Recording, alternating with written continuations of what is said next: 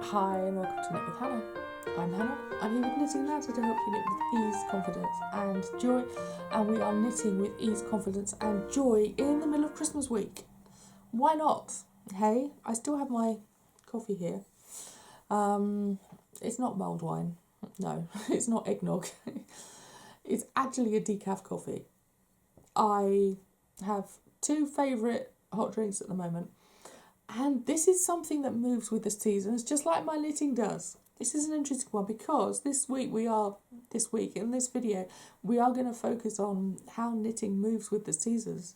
I mentioned it before Christmas, and I'd really like to dive into it further because knitting can change week by week. And this week is actually quite an interesting week when it comes to knitting. Let's talk about that more again. But my tea moves with the seasons too. I remember this distinctly because my flavour needs, shall we say, the tea that I liked, the tea that I moved towards and craved when I had COVID the first time was quite a shock. I suddenly wasn't drinking rooibos anymore, which has been my go-to tea for years. I was suddenly drinking ginger, more peppermint, but lemongrass as well.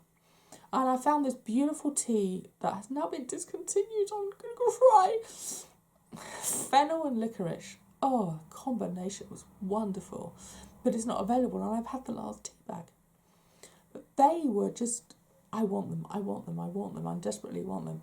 But I was drinking them during my first bout of COVID, and they've been in my packet. They've been in my tea cupboard for so many years. I've got more and more boxes of them, and I've been so enjoying them.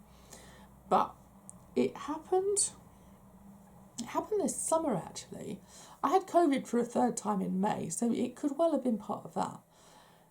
I started drinking decaf coffee. And I couldn't understand it. I've been drinking decaf coffee in cafes for a good few years now. Whenever we went, maybe once a week or once every couple of weeks, sometimes just once a month, I would have a decaf coffee. More often than not, it was a flat white because it was kind of diluted with milk rather than with hot water. And it was more comfortable for my palate to have it with milk. I've always been someone who's drunk cocoa in the winter, no sugar, cocoa powder with milk, and that's it. Cocoa powder with milk has really suited me for years, and I've had that as a winter drink for years and years and years. So flat white with decaf coffee, fine. And then this summer, I'm pretty sure it was with the third bout of COVID, I just started thinking, I want to drink more coffee. But I want to drink decaf coffee more and more and more. So now I'm drinking decaf coffee and I'm having at least one every day.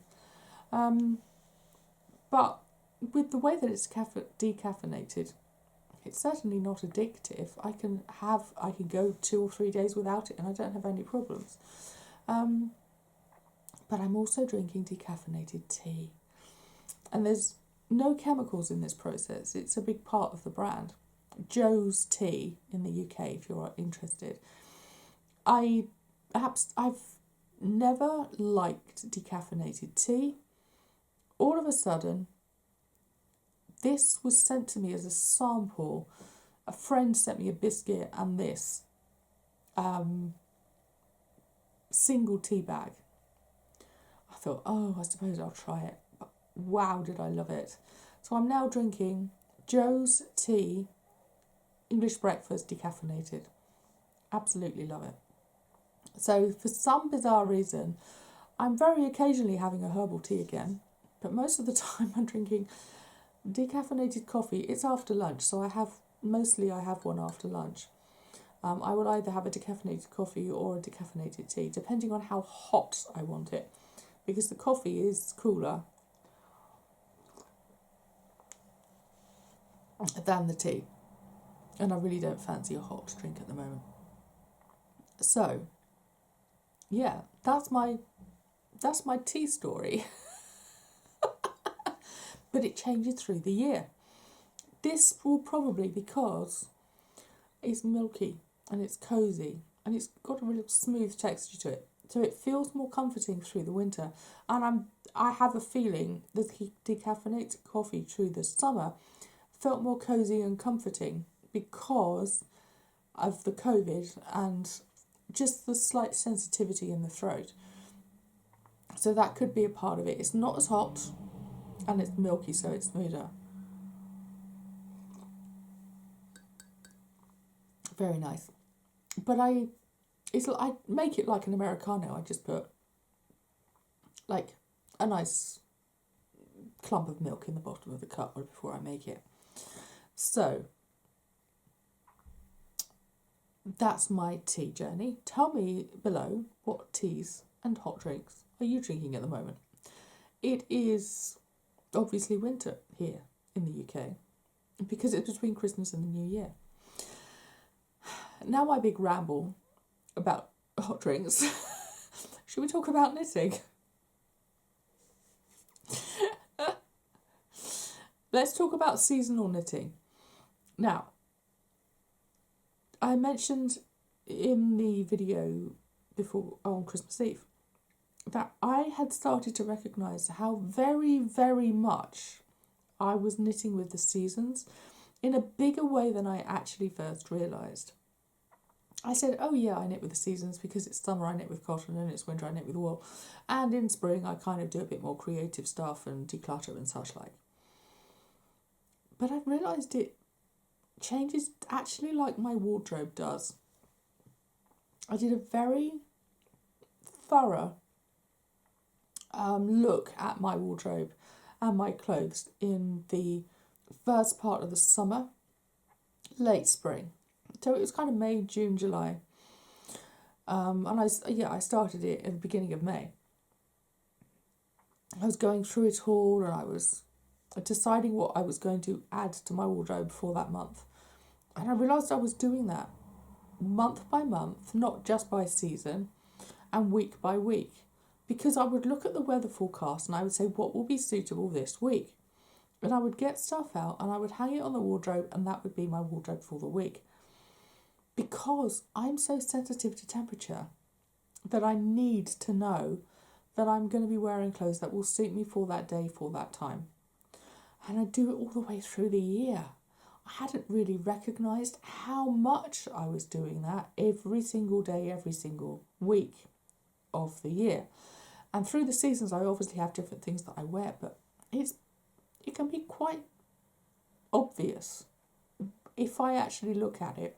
And I did look at it in the early summer and late spring, and I really started to recognise it.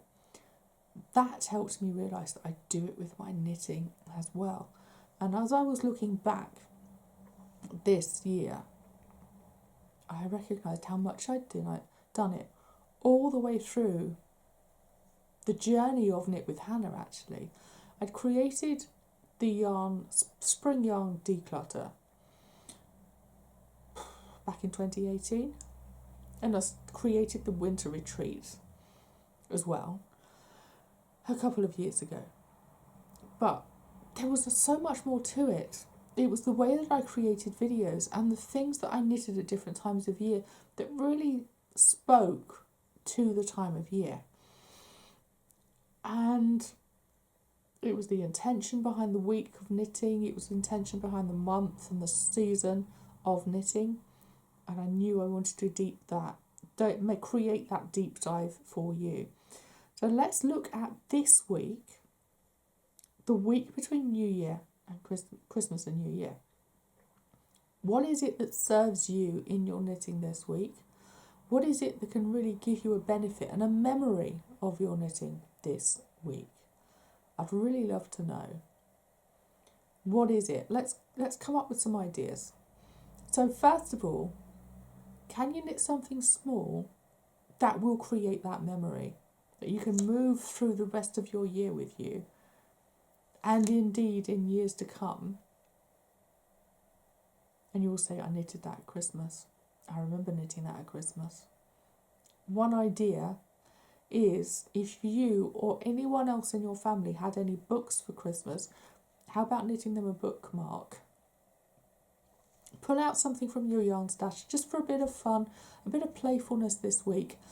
There's no expectation for you to get a big project out and say, I have to knit all the way through to the end of this part, or I want to get another 10 centimetres or 50 rows on this week because I've got all this time when I'm off work. Funnily enough, all of that time might be taken up with other things. I know my mum would go through this week. I don't have children, so I don't have that kind of movement around me. But I remember my mum, it was, I need to cook and I need to do this and I need to do that and I need to do this all the way through the week because we were all home. There were so many other things that took up her time. She was the only one who really did anything in the kitchen. My dad can cook. He would have cooked, but this is my domain. Leave it to me. And her recipes that she would do with leftover turkey and everything that we had during the Christmas lunch, anything that was left over, it was wonderful. Honestly, it was an absolute feast. And a lot of the time, of course, well, especially when we were young, family was staying over too. So that was a big part of an expectation for her to just make sure everyone had what they needed when they needed it. And if other friends and family were coming over at different times, then they had to be accommodated too. So that was part of her week. So if you're going through that too, knitting cannot be a big thing. It cannot be something that you say, I have to do this because I want to get to this point. Expectation this week can be very small. It can be, how about I start knitting a bookmark? And it can be something that I hold and I think about all the way through the rest of the year. How about you knit a Christmas decoration, and if you finish that one, then you knit another one. Well, that was fun. Okay. The camera just died on me, so I'm going to finish here. Yes. It could actually be something that's fun that you do every single year. You pick out some yarn from your stash, or maybe you have metallic thread that you want to knit decorations with, and you do it at this point in every year. And you remember it in the years to come because you get it out and you put it on the tree. Do you want to do that? Can that be something? Also this week, get out some yarn and some needles and knit with family. Is there family around you they want to learn how to knit? Maybe that's something that becomes another tradition that you all knit together. And there's no pressure on doing something because someone says it's a good idea. These are just ideas. It's just suggestions. And getting out the knitting this week, giving yourself some me time, giving yourself some pressure-free knitting is just going to give you so much. It's going to give you something with a nice warm drink, maybe some surprise yarn choices, and a bit of fun, a bit of playfulness, and the comfort too. Give yourself, wrap yourself up in a jumper, light the fire if you've got a log fire, and watch some Wallace and Gromit or Love Actually. And like I was mentioning the other day, this kind of seasonal knitting, where the knitting really matches the time of year and what's happening right now, is what I want for the podcast, and I want for us as a community. So that's what this podcast is going to give us. It's going to be every single week of this year to come, of 2025, and I hope it will go on longer than that. So I do hope you'll join me for that. That is in some ways what I didn't know I wanted for this community when I started Knit with Hannah, and it's really grown in, and it's really shown me now that that's what this is all about. It's making knitting work for you now in this moment, and knitting without the expectations is a big part of that. Like I mentioned when I was starting to knit my jumper, I have no expectations of when I might finish this. Yeah, I'm doing a decent job. I'm getting a nice distance on it. I've got the back finished and I've started the front, but I have no idea how far I'll get that and in how long. How long will it take me to finish the front, and how long will it take me to get the sleeves knitted? I have no idea. And the lack of expectation is really nice. I like that feeling. That's okay. It'll happen when it happens. But I like picking it up and I like knitting it. So it's going to go at a nice pace. That's fun. And that rhythm of it is making sure I pick it up at least once every few days. That's good. I like it. That's what I want for you too. Recognising the rhythm in the very small stitches, but in the much larger picture as well. And the first podcast will drop on January the 3rd. So it's going to come on Fridays. And you've got the weekend to absorb it and knit with it. And then the week to knit with it as well. And then the next one drops on Friday. I thought, hey, yeah, that's different to a Tuesday video, isn't it? I like that idea. From my side of things, I knew I couldn't create a second video every week on YouTube. We've done it before. We have the Confident Knitter, which is the audio course. We have every single knit along with audio podcasts throughout them. And they give a different depth and a different essence to those experiences and that community. So I really do hope you'll enjoy this along with me. And it will all be delivered on your podcasting app of choice. That's exciting, isn't it? I do hope you'll join me for that. I will drop the link below, and yes, you can join already, and there's an early bird option. So it's a course, you join via the podcasting app. So it's a private podcast. Only people who, have selected to decide and go in for the course will get the podcasts. So it's not public. I really do hope you'll join me for that. And here on YouTube, we're going to do all sorts of other things around similar themes, but obviously we're going to have tutorials occasionally, and I will show you more of my jumper and all that sort of thing throughout the next year. And we'll talk about all sorts of different things on YouTube. You know what I'm like. Also, we will just go with the ebb and flow of 2025 and see what comes up. Okie dokie. I will see you, I think, on New Year's Eve, because that is a Tuesday as well. I don't know whether I'm going to continue doing Tuesdays every single week. I do just want to release videos when they happen, but in the last few months it just has happened that they've come about and a Tuesday is convenient to share them with you. Everyone in the YouTube membership sees them early, so they might see them on a Friday or a Saturday or a Wednesday or whenever they're uploaded. So yeah, that's a bit of fun, and they can see them whenever they're there. But for you or here on the channel, they drop on a Tuesday at the moment. But don't rely on that, absolutely. But the podcasts will be recorded early and will be there scheduled for every Friday. Okay, thank you for being here and for accepting the bit of fun we've had with this editing system and the recording. I will see you before the new year. And if you don't watch before the new year, then Happy New Year. And 2025. Let's do this, shall we?